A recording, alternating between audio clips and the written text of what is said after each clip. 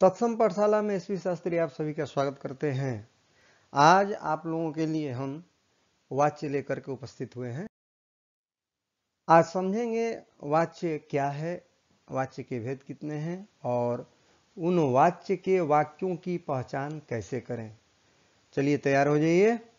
वाच्य का सामान्य अर्थ जो है या पारिभाषिक शब्द जो कहेंगे वह है इसका जो है बोलने का विषय।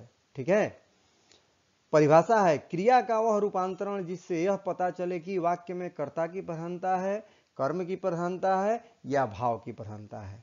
कहने का मतलब जहां कर्ता की प्रधानता है तो वह कर्तृवाच्य हुआ, जहां कर्म की प्रधानता है वहां कर्मवाच्य हुआ और जहां भाव की प्रधानता है वहां भाववाच्य हुआ। यानी कर्ता कर्म और भाव के अनुसार जहां प्रधानता स्पष्ट हो उसी को वाच्य कहते हैं। चलिए ठीक है, अब हम लोग बढ़ते हैं कि प्रयोग के आधार पर वाच्य के भेद।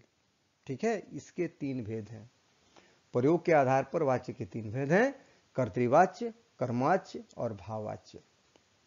पहले कर्तृवाच्य समझें।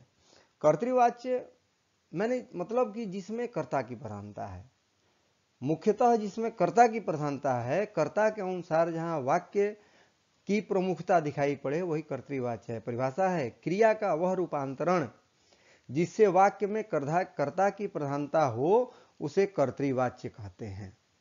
ठीक है, इसकी विशेषता देखिए क्या है, पहचान। इसको मेन समझिए कि पहचान, विशेषता मतलब पहचान। यहां क्रिया कर्ता पर आधारित होती है।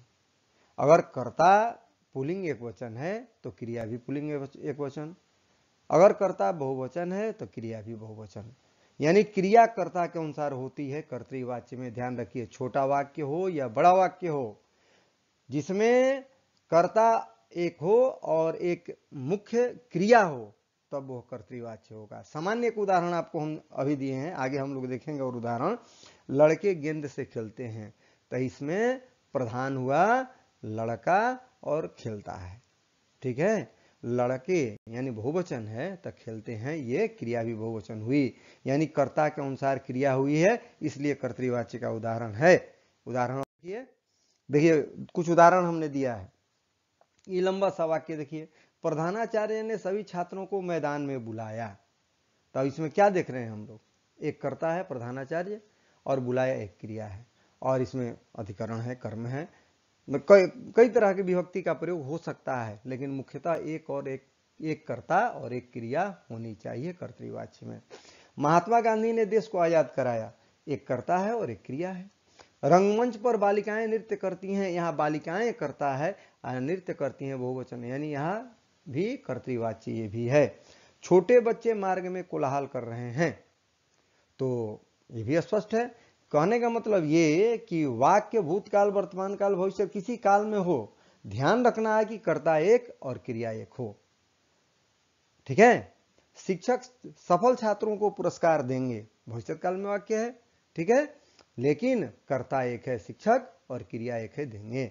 सरकार शिक्षा पर बहुत खर्च करती है, यहां भी एक कर्ता है सरकार और खर्च करती है, क्रिया एक है। रंजना ने गीता पढ़ी, छोटा वाक्य, रंजना करता है और इसके अनुसार क्रिया हुई है पढ़ी। तो ये जो है जहां एक कर्ता और एक क्रिया हो वही कर्तृवाच्य कहलाएगा। आगे बढ़ते हैं हम लोग। कर्मवाच्य। कर्मवाच्य का मतलब है जिसमें कर्म की प्रधानता हो। ठीक है, इसमें कर्ता की प्रधानता नहीं होती है, इसमें कर्म की प्रधानता होती है और क्रिया का रूपांतरण कर्म के अनुसार होता है। परिभाषा देखिए, क्रिया का वह रूपांतरण जिससे वाक्य में कर्म की प्रधानता का बोध हो उसे कर्मवाच्य कहते हैं। क्रिया का वह रूपांतरण जिससे वाक्य में कर्म की प्रधानता का बोध हो, यानी कर्म के अनुसार ही क्रिया होती है। विशेषता है, देखिए क्या है, यानी पहचान इसको कहेंगे, विशेषता नहीं पहचान। क्रिया कर्म के अनुसार होती है, स्पष्ट ध्यान रखिए, क्रिया इसमें कर्म के अनुसार होती है। इसमें कर्ता में तृतीया विभक्ति होती है, ने नहीं होता है, से या के द्वारा होगा, ध्यान रखिएगा। कर्मवाच्य में कर्ता में से या के द्वारा रहे तो सीधे आप कर्मवाच्य पहचानिए कि कर्मवाच्य का उदाहरण है। ठीक है, इसमें केवल सकर्मक क्रिया का प्रयोग होता है कर्मवाच्य में। कर्तृवाच्य में अकर्मक और सकर्मक दोनों होता है, लेकिन कर्मवाच्य में केवल सकर्मक क्रिया का ही प्रयोग होता है। उदाहरण देखिए, राम के द्वारा पत्र लिखा जाता है, तो यहां कर्ता में के द्वारा है, यानी से या के द्वारा हो सीधे आपको कर्मवाच्य पहचानिए। इसमें कर्म में विभक्ति का प्रयोग नहीं होता है, ध्यान रखिए, कर्म में विभक्ति प्रयुक्त नहीं होती है, वह लुप्त रहती है, छिपी रहती है, ठीक है, प्रधान होने के कारण। उदाहरण देखिए, शिक्षक के द्वारा संस्कृत पढ़ाया जाता है। और उदाहरण देखेंगे हम लोग, स्पष्ट होगा, ध्यान रखिए। देखिए कर्मवाच्य का उदाहरण, गबन उपन्यास प्रेमचंद द्वारा लिखा गया। तब द्वारा या से तो वाक्य के शुरू में भी कर्ता हो सकता है या बीच में भी, तो वाक्य के अनुसार होता है। तब जहां भी द्वारा या से हो सीधे कर्मवाच्य। छात्रों को पुरस्कृत किया जाएगा, यहां पर देखिए कर्ता अव्यक्त है, यानी अज्ञात कर्ता में भी कर्मवाच्य होता है। छात्रों को पुरस्कृत किया जाएगा, तो यहां अज्ञात कर्ता क्या है भाई, शिक्षक के द्वारा। तो इस तरह के वाक्य में भी कर्मवाच्य जानना है कि अज्ञात कर्ता में भी कर्मवाच्य होता है, तो यहां पर यह भी कर्मवाच्य है। कलाकार द्वारा मूर्ति गढ़ी गई, द्वारा आ गया, स्पष्ट है। मेरे द्वारा यह चित्र बनाया गया, द्वारा आ गया, स्पष्ट है।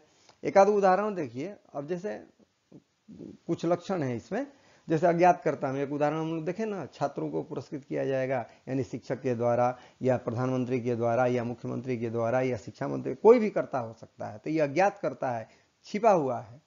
सरकारी आदेश में, ठीक है, सरकारी आदेश में कई तरह का आदेश होता है, जिसे पत्र भेज दिया गया, सरकारी काम में कोई पत्र भेज दिया गया, तो किसी के द्वारा तो भेजा गया, तो सरकार के द्वारा पत्र भेज दिया गया, या किसी पदाधिकारी के द्वारा पत्र भेजा गया, यानी ये भी सरकारी आदेश में कर्ता अज्ञात होता है।